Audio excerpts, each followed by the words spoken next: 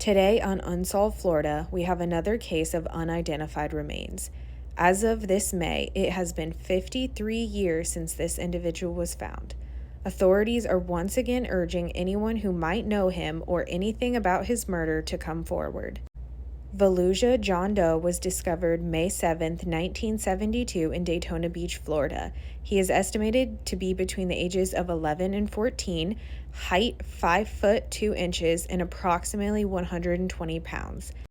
He was a white male with short brown hair, a benign tumor in his right leg, which is common in male children, and fusing bones in his feet, which would have not produced symptoms.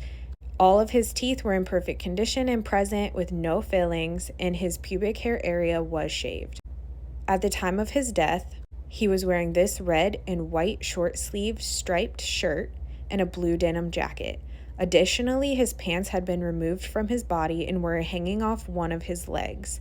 He was also wearing brown dress socks and one black loafer shoe with a silver buckle on the side, size 8.5, which is pictured above. The other shoe was never recovered, possibly sunken in the water. Also found with Volusia John Doe was a black leather wallet which had $6.17 inside and a green Schwinn bicycle that was stolen on May 3rd from nearby New Smyrna Beach. He was located less than a mile east of Indian Lake Road, which is almost 3 miles north of US 92, floating in a pond.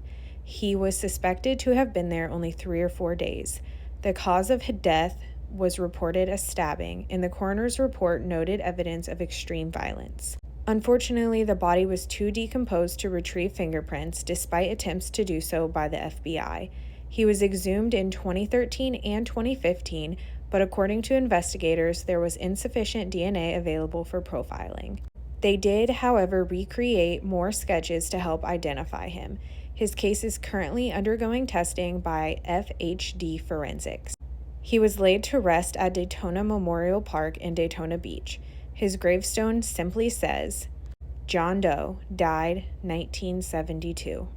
I don't have a lot of theories on what might have happened to this young boy other than he ran away from home within a close radius of Daytona Beach and was potentially never reported missing. The local news and beyond covered this case when he was first discovered.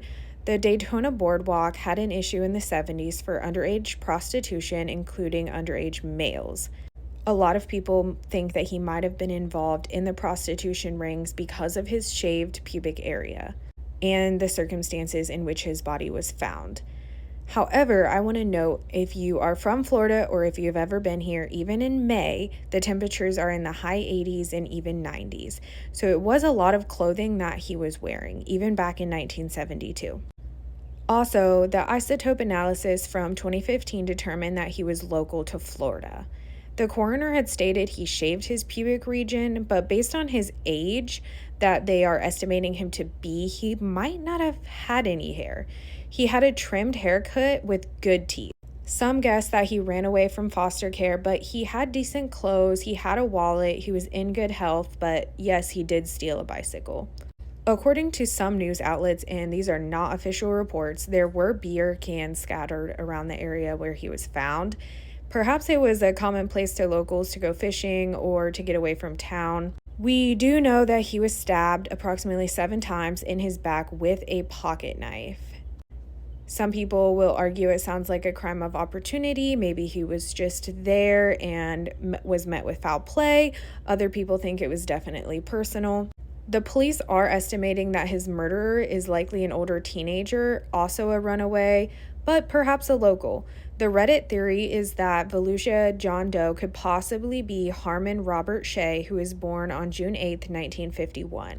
Harmon was considered a genius who got perfect scores on both parts of the SAT exams for college, but he was also into drugs, and in Miami, Florida, he left his grandmother's home and was never seen again. This was the 1st of May, 1972.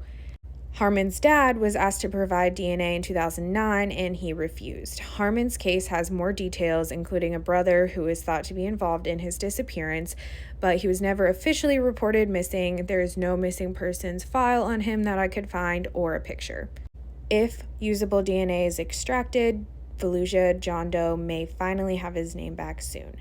If you have any information about the Volusia John Doe, also referred to as Volusia County John Doe number 1 or John Doe 1972, please contact the Volusia County Sheriff's Office at 386-254-4689. Thanks for watching. We'll see you next time.